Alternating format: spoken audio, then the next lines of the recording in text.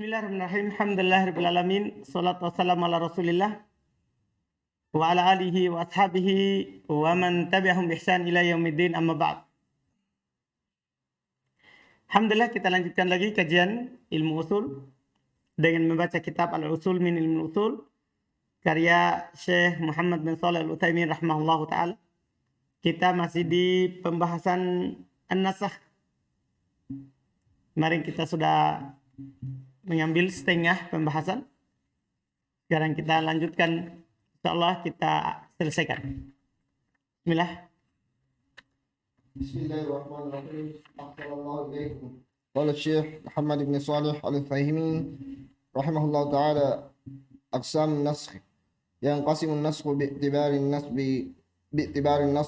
al-mansukh ila thalathati aqsam. الأول ما نسخ حكمه وبقي لفظه، وهذا هو الكثير في القرآن. مثاله آية المصابرة، وهما قوله تعالى: إن يكن منكم 20 صابرون يغلبوا 200. الآية نسخ حكمها بقوله تعالى: الآن خفف الله عنكم وعلم أن فيكم ضعفا فإن يكن منكم 100 صابرة يغلبوا 200 وإن يكن منكم 1000 يغلبوا 2000 بإذن الله والله مع الصابرين. وحكمة نسخ الحكم دون اللفظ بقاء ثواب التلاوة وتذكير الحق بحكمة النسخ. الثاني ما Sudah sampai situ dulu. Kata beliau rahimallahu taala, aqsamun nasakh, pembagian nasakh. Setelah kita tahu kemarin apa itu nasakh, ya, apa syaratnya. Nasakh itu ada pembagiannya, bentuk-bentuknya. Nasakh kalau dilihat dari nas yang dihapus, dilihat dari yang dihapus, bukan dilihat dari yang menghapusnya. Tapi kalau kita lihat dari yang dihapus, maka dia terbagi menjadi 3. Yang pertama, ada yang dihapus hukumnya, tetap lafadznya. Jadi lafadznya masih dibaca dalam Al-Quran, tapi hukumnya apa? Sudah tidak berlaku lagi. Ini banyak dalam Al-Quran. Kalau ini banyak dalam Al-Quran, jadi hati-hati. Ayat-ayat hukum tentunya bukan akhbar. Seperti kemarin kan? Iya. Contoh yang paling sering disebutkan adalah ayat al-musabar. Ayat terkait dengan peperangan dalam menghadapi musuh. 2 ayat, dua ayat. Keduanya adalah firman Allah Ta'ala, iyyakum minkum isrun sabirun yaglibu mi'atain. Ini pertama. Kalau ada dari kalian 20 ya pasukan yang mampu menghadapi musuh, maka dia harus mengalahkan 200. Dihapus hukumnya dengan firman Allah Ta'ala, al-ana khaffafallahu ankum. Sekarang Allah ringankan pada kalian. Wa alima anna fikum dhafa, Allah mengetahui bahwa dari kalian sudah ada kelemahan. Fa iyakum minkum mi'ah sabirah yaglibu mi'atain. Enggak, sekarang kalau kalian ada 100 pasukan, maka dia harus mengalahkan berapa? 200. Tadinya 20 lawan 200. Sekarang 100, jauh sekali. 100 harus melawan berapa? 200. Tadi 20, 200. Kalau sekarang 100, 200. Iya. Wa iyyakum minkum alfun. Kalau ada di antara kalian 1000 pasukan, yaglibu alfain. Maka dia harus mengalahkan 2000. Sama. Iya. Biidnillah, dengan izin dari Allah Subhanahu wa taala, wallahu ma'as sabirin, dan Allah bersama orang-orang yang bersabar.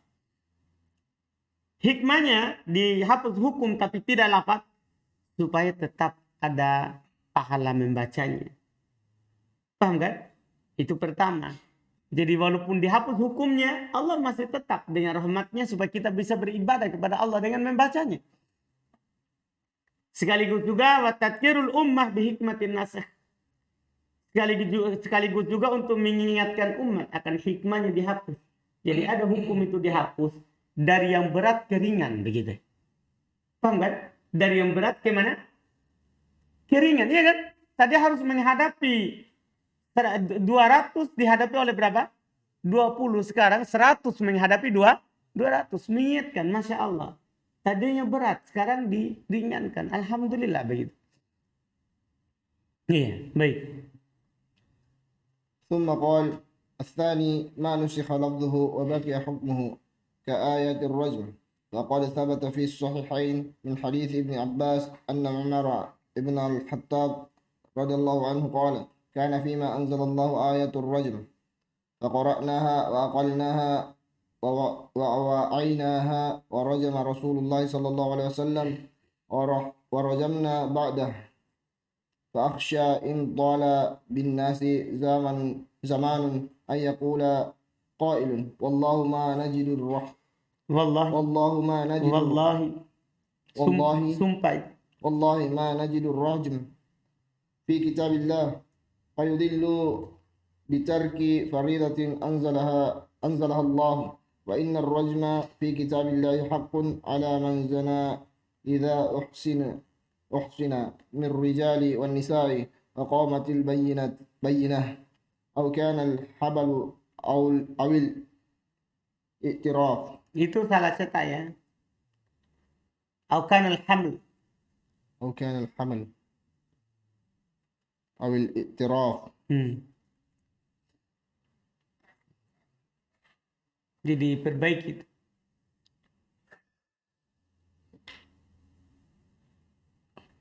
Baik.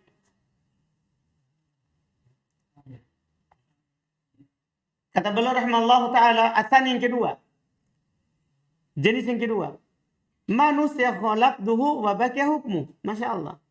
Ada yang dihapus hukumnya, lafadznya, tapi hukumnya masih ada. Ini hati-hati juga. Jangan sampai kita mengingkarinya karena tidak ada lafadznya. Ada yang dihapus lafadznya, tapi hukumnya apa? Masih ada. Kebalikan yang tadi. Tadi hukumnya sudah dihapus, tapi lafadznya masih ada. Contoh yang paling nyata adalah ayat rajam. Ayat terkait dengan rajam. Ya kan? Telah datang dalam Sahihain dari hadis Ibnu Abbas radhiyallahu taala anhuma, bahasanya Umar bin Khattab radhiyallahu taala anhu beliau berkata, adalah pada apa yang diturunkan apa ayat oleh Allah Subhanahu wa taala adalah ayat rajam. Kami membacanya, kami memahaminya, kami sudah menghafalnya. Rasulullah merojam, kami juga merojam setelahnya. Nah, saya khawatir kalau panjang zaman kepada manusia, mereka akan berkata, wallahi, demi Allah, kami tidak dapat ayat rojam dalam kitab Allah. Jangan sampai ada yang mengatakan begitu, karena tidak ada lagi lafadznya. Iya. Sehingga mereka sesat, meninggalkan kewajiban dari Allah yang Allah Subhanahu wa taala turunkan. Sungguh rojam itu ada dalam kitabullahi bagi orang yang berzina kalau dia sudah menikah dari kalangan laki-laki ataupun perempuan. Paham kan? Wa qamatil bayyinah, dan ada bukti. Ada yang bersaksi kalau dia telah berzina. Wa kana al-haml, atau hamil. Ada suaminya tidak mendatanginya. Dia hamil pada suaminya apa? Tidak mendatanginya. Awil itiraf, atau dia mengaku kalau dia telah apa? Berzina. Ya? Ini semuanya dirajam. Terus وحكمة نسخ اللفظ دون الحكم اختبار الأمة في العمل بما لا يجدون لفظه في القرآن وتحقيق إيمانهم بما أنزل الله تعالى عكس حال اليهود الذين حاولوا كتم نص الرجم في التوراة. Ada apa hikmahnya? Hikmahnya adalah dihapusnya lafaz tanpa hukum itu ikhtibar al-ummah, untuk menguji umat ini dalam beramal dengan apa yang mereka tidak dapatkan lafaznya. Apakah mereka akan percaya kalau tidak ada lafaznya dalam Al-Quran? Dan untuk mentahqiq keimanan mereka dengan apa yang Allah Subhanahu wa taala turunkan. Kebalikan dari keadaan orang Yahudi yang berusaha menutup ayat rojam, nas rojam di Taurat. ثم قال الشيخ رحمه الله تعالى: الثالث ما نسخ حكمه ولفظه كنسخ العشر الرضاعات السابق في حديث عائشة رضي الله عنها. Selesai. Jadi ketiga ini masih dilihat dari yang dihapus. Dihapus lafadznya. Ya, dihapus hukumnya dan lafadznya. Sudah tidak ada lafadznya, sudah juga tidak ada apa? Hukumnya. Seperti dihapus 10 menyusui yang telah lewat di hadis Aisyah. Kan 10 menyusui itu kan sudah dihapus lafadznya, sudah tidak ada juga apanya? Hukumnya. Kan dihapus dengan berapa? 5. Paham kan? Tidak ada lafadznya. Ini. Terus? النسخ باعتبار الناسخ إلى 4 أقسام. Ini sisi kedua. Naskah itu terbagi dilihat dari an-nasikh yang menghapus. Kalau tadi itu dilihat dari yang dihapus. Jadi dilihat dari yang dihapus ada 3. Ada yang dihapus hukumnya tidak lafadznya. Ada yang dihapus lafadznya tidak hukumnya. Ada yang dihapus lafadz dan hukumnya. Nah, sekarang dilihat dari yang menghapus. Maka dia terbagi 4. الأول نسخ القرآن بالقرآن ومثاله آية المصابرة. Yang pertama dihapus Quran dengan Quran. Contohnya ayat musabarah. Ya kan? Yang tadi. Yang disebutkan sebelumnya tadi. Nah itu kan Al-Quran dihapus oleh siapa? Al-Quran. الثاني نسخ القرآن بالسنة ولم أجد له مثالا سليما. Yang kedua ada dihapus Quran dengan sunnah. Dan saya tidak dapatkan contoh yang selamat. Maksudnya yang selamat dari kritikan. Ada yang mencontohkan bahwa yang contohnya adalah ayat waris. Yusikumullahu fi auladikum lidzakir mithla hadil untayain. Paham kan? Dihapus oleh hadis Nabi SAW. La yarithul muslim al-kafira wa la yarithul kafiru al-musliman. Paham kan? Tapi contoh ini juga dikritik. Makanya beliau bilang, saya tidak dapatkan contoh yang selamat. Nanti insya Allah akan ada penyebutan di kitab-kitab yang atas nanti. Cuma beliau isyaratkan dulu bahwa akan ada perselisihan dari contoh-contoh yang disebutkan oleh ulama usul. Antum paham kan? ثم قال الثالث نسخ السنة بالقرآن ومثاله نسخ استقبال بيت المقدس الثابت بالسنة باستقبال الكعبة الثابت بقوله تعالى فول وجهك شطر المسجد الحرام وحيثما كنتم فولوا وجوهكم شطره. Nah, yang ketiga dihapus sunnah dengan apa? Al-Quran. Jadi ada sunnah, kemudian datang Al-Quran apa? Menghapusnya. Contoh adalah, ini yang paling terkenal. Dihapusnya menghadap Baitul Maqdis yang tetap dengan sunnah. Kan tidak ada di dalam Al-Quran perintah menghadap Baitul Maqdis. Itu tetap dengan sunnah Nabi SAW. Tetap dengan sunnah Nabi SAW. Kemudian dihapus dengan menghadap Ka'bah. Yang tetap dengan firman Allah Subhanahu Wa Taala. Fawalli wajhaka syatrul masjidil haram. Arahkan wajahmu ke arah masjidil haram. Wa haitsuma kuntum fawallu wujuhakum syatrah. Dimanapun kalian berada maka arahkanlah wajah kalian ke arahnya. Paham kan? Ini Al-Quran. Yang menghapus apa? Istiqbal Baitul Maqdis. Paham kan? الرابع نسخ السنة بالسنة ومثاله قوله صلى الله عليه وسلم كنت نهيتكم عن النبيذ في الأوعية فاشربوا فيما شئتم ولا تشربوا مسكرا. مسكرا. Kata beliau rahimahullah ta'ala. Yang keempat. Sunnah dihapus dengan apa? Sunnah. Contohnya. Sabda Nabi SAW. Kuntu nahaitukum anin nabi fil awiyah. Dulu saya melarang kalian dari nabit, anggur, yang ditaruh di air, yang disimpan di tempat. Sekarang fashrabu fi masyitum. Sekarang minum apa yang kalian inginkan. Tapi wala tashrabu muskira. Jangan minum yang memabukkan. Artinya gini. Boleh menyimpan anggur di dalam air, di tempat, di wadah. Iya kan? Boleh diminum juga. Tapi selama dia tidak memabukkan. Kalau sudah memabukkan tidak boleh. Sama dengan balok. Gitu? Iya. Balok manis. Yang di botol. Boleh diminum itu. Tapi kalau sudah memabukkan, jangan diminum yang memabukkan. Jangan diminum yang memabukkan. Kan dia kalau disimpan 2 hari, sudah itu akan meledak penutupnya. Iya tak? Iya enggak, Tit? Enggak tahu dia. Maaf, pura-pura bodoh lagi. Iya. Iya. Dimas tahu kapan? Iya. Hmm. Ini jelas ya. Jadi itu boleh diminum. Tapi jangan minum yang memabukkan. Artinya kalau sudah memabukkan, tidak boleh lagi diminum. Perkataan Nabi kuntu ini mengesankan bahwa sebelumnya itu memang dilarang. Ada paham ini? Dari hal tersebut. Sama dengan hadis Nabi kuntu nahaitukum an ziyaratil kubur fazuruha. Begitu. Paham kan? Ini namanya sudah dihapus apanya? Hukumnya. Tapi yang menghapusnya apa? Sunnah dengan sunnah. Jelas kan? Sama. Terakhir. ثم قال الشيخ رحمه الله تعالى حكمة النسخ للنسخ حكم متعددة منها. Masya Allah. Hikmah dari naskah. Apa hikmahnya hukum itu dihapus? Apakah lafadznya atau hukumnya? Lafadznya tetap atau lafadz dan hukumnya? Apa hikmahnya?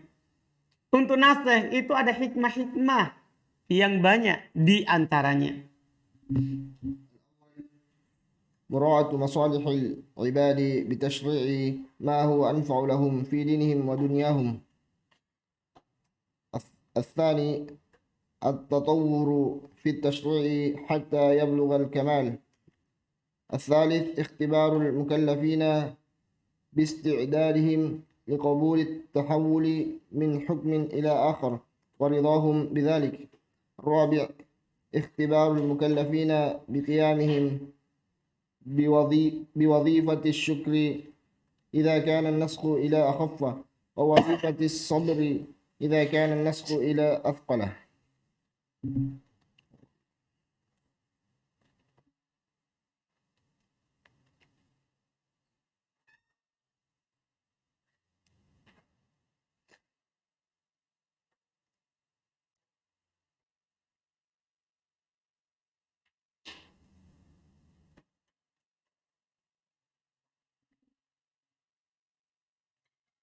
Untuk naskah itu banyak hikmahnya. Di antaranya, yang pertama, muraat masalih ibad. Ya, memperhatikan maslahat untuk hamba. Masya Allah. Naskah itu kembali kepada maslahat hamba. Dengan mensyariatkan apa yang lebih bermanfaat untuk mereka. Dalam agama mereka dan dalam apa? Dunia mereka. Jadi itu Masya Allah. Itu kebaikan besar.